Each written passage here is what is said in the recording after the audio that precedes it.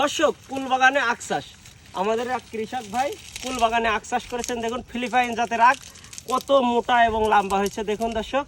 আরে ভাইয়ের মুখ থেকে শুনবো, ভাই আপনি কুল বাগানে আখ চাষ করছেন কেন ভাই? অল্প, তার জন্য কুল বাগানে লাগাইছি। আচ্ছা, আপনি কয় কাটা কুল বাগানে আখ লাগাইছেন? 10 কাটা।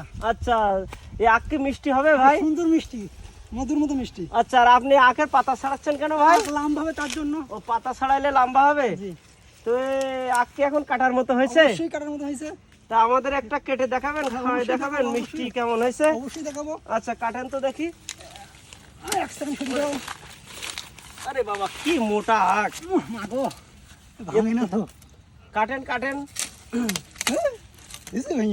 হ্যাঁ, দেন কেটে আমাদের দেন তো দেখি। আখ দেখেন, একটু মোটাটা সাইজটা দেখেন, আখের এ সাইজটা মিষ্টি দেখেন। হবে তো ভাই আখ? মধুর মতো মিষ্টি। দর্শক দেখুন, ফিলিপাইন আখ কুল বাগানে চাষ করেছেন আমাদের এই সাতক্ষীরা জেলা কলারোয়া থানার কৃষক ভাই। আপনারাও চাইলে জায়গা ফেলে না রেখে কুল বাগানে এরকম ফিলিপাইন আখ চাষ করে স্বাবলম্বী হতে পারেন।